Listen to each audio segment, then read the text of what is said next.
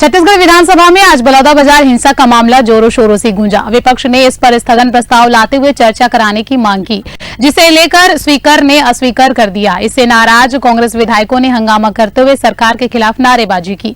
लगातार हंगामे को देखते हुए विधानसभा के अध्यक्ष डॉक्टर रमन सिंह ने सदन की कार्रवाई दोपहर 3 बजे तक स्थगित करने की घोषणा कर दी। दोबारा सदन की कार्रवाई शुरू हुई और वैसे ही विपक्ष का हंगामा जारी रहा। इसी बीच स्पीकर ने नियमानुसार विपक्ष के 29 सदस्यों के निलंबन की घोषणा की और सभी को सदन से बाहर जाने को कहा, परंतु इसका विपक्ष पर कोई असर नहीं हुआ और वे सरकार विरोधी नारे लगाते रहे। इसके बाद स्पीकर ने सदन की कार्रवाई कल तक के लिए स्थगित कर दी। विपक्ष की चर्चा के बाद स्पीकर डॉक्टर रमन सिंह ने सरकार की ओर से जवाब मांगा। इस पर गृह मंत्री विजय शर्मा ने मामले की पूरी जानकारी देते हुए बताया कि इसकी अभी न्यायिक जांच चल रही है, जिसमें कई नए तथ्य आए हैं। उन्होंने सदन को आश्वस्त किया है कि कोई भी दोषी नहीं बच पाएगा और किसी भी निर्दोष पर कार्रवाई नहीं होगी।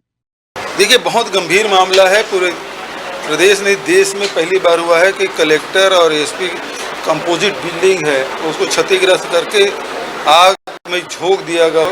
ऐसी घटना इतिहास में पहली बार हुआ है और ये यदि सतनामी समाज की बात ये लोग स्वीकार कर लेते, जो जोड़ा जैद खान को जो क्षति पहुंचाया गया अमर गुफा में, यदि उनकी बात मान ली जाती, वो सीबीआई जांच की मांग ही कर रहे थे, यदि वो मांग कर लेती तो बात समाप्त हो जाती, इतनी बड़ी घटना नहीं होती। और उसके लिए कोई जिम्मेदार है तो भारतीय जनता पार्टी की विष्णुदेव साय सरकार है।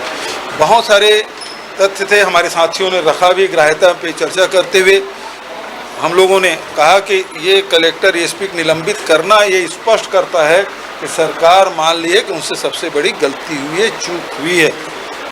बलौदाबाजार प्रकरण में कल मीडिया के माध्यम से, सोशल मीडिया के माध्यम से मुझे ये जानकारी आई कि कल पुलिस मेरे घर आई, एडिशनल एसपी साहब और पुलिस के बहुत सारे कर्मचारी वहाँ पहुँचे।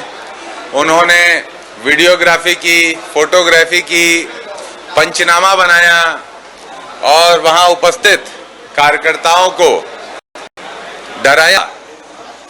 और मीडिया में एडिशनल एसपी सबको वीडियो भेज रहे थे, ये भी जानकारी आई। और जानकारी ये आई कि पुलिस ये कह रही है कि देवेंद्र यादव के घर जाकर हमने पंचनामा बनाया तो पता चला देवेंद्र यादव नहीं है। ऐसा कुछ नहीं हुआ है, किसी के साथ नहीं हुआ है, एक बार भी नहीं हुआ है।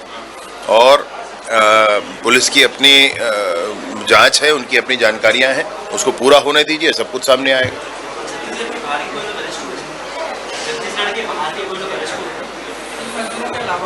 नहीं, अरेस्ट हुए हैं नहीं, वे बलौदाबाजार वाले विषय में उसकी पूरी जानकारी मुझे नहीं है कितने लोग हैं, परंतु ये जरूर है कि लगभग 150 लोग गिरफ्तार हुए हैं। अब उसमें कौन कहाँ का है ये देखना पड़ेगा। शून्यकाल में आज विपक्ष के सभी 35 सदस्यों ने बलौदाबाजार हिंसा पर स्थगन प्रस्ताव लाया। इस पर भाजपा विधायक अजय चंद्राकर, धर्मलाल कौशिक ने यह कहते हुए आपत्ति जताई कि इस पर जो है न्यायिक जांच चल रही है, इसीलिए इस पर सदन में चर्चा नहीं की जा सकती है। स्पीकर ने विपक्ष को स्थगन की ग्राह्यता पर बोलने का अवसर दिया। नेता प्रतिपक्ष चरणदास महंत, पूर्व मुख्यमंत्री भूपेश बघेल समेत विपक्ष के अन्य सदस्यों ने कहा कि यह घटना सरकार की विफलता का उदाहरण है। इस घटना के लिए पूरी तरह सरकार ही जिम्मेदार है, इसीलिए महत्वपूर्ण विषय पर चर्चा सदन में होनी चाहिए। विपक्ष ने आरोप लगाया कि इस मामले में कई सामाजिक कार्यकर्ता और कांग्रेस कार्यकर्ताओं को भी दुर्भाग्यनाशक गिरफ्तार किया गया, इसीलिए इसकी वास्तविकता लाने स्थगन प्रस्ताव पर चर्चा की अनुमति विपक्ष ने मांगी। बलौदाबाजार का ग्रहण नहीं करना एक षड्यंत्र का हिस्सा है, जिसमें छत्तीसगढ़ को पुनः बांटने की तैयारी हो रही है। सतनामी समाज एक ऐसा धर्म को लेके चल रहा है जिसमें सभी धर्म और जाति के लोग हैं।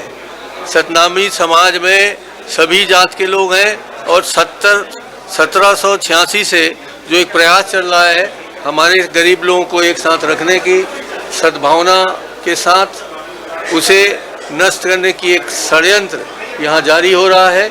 यहाँ समाज से समाज को ही लड़ाने की कोशिश हो रही है, यहाँ समाज से अन्य समाज को अलग करने की कोशिश हो रही है। यहाँ जानबूझ के कांग्रेस और भाजपा कह के कोई ऐसा दल है, कोई ऐसा व्यक्ति है जो ऐसा जानबूझ के किया जा रहा है। देखिए, विधायिका के वरिष्ठ सदस्यों ने आज लोकतंत्र का अपमान किया है। अपने षड्यंत्रकारी सदस्यों के बचाने के लिए विपक्ष की कांग्रेस विधायक दल ने आज जो नमूना पेश किया है, ये अपने आप में उदाहरण है।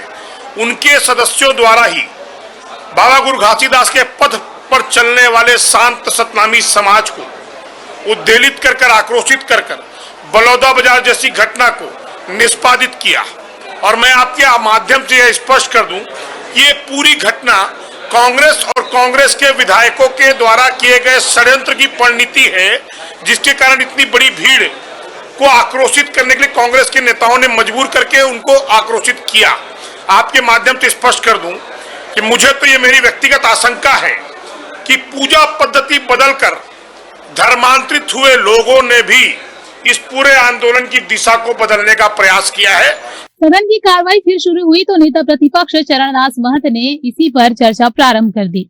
स्पीकर ने सदन की कार्रवाई आगे बढ़ाना चाहा, जिससे नाराज होकर कांग्रेस के सभी सदस्य गर्भगृह में घुसकर मुख्यमंत्री इस्तीफा दो, सतनामी समाज को न्याय दो जैसे नारे लगाते रहे। इसी बीच स्पीकर ने नियमानुसार विपक्ष के 29 सदस्यों को निलंबन की घोषणा की और सभी को सदन से बाहर जाने को कहा गया, परंतु इसका विपक्ष पर कोई असर नहीं हुआ और वे सरकार विरोधी नारे लगाते रहे। इसके बाद स्पीकर ने सदन की कार्रवाई कल तक के लिए स्थगित कर दी।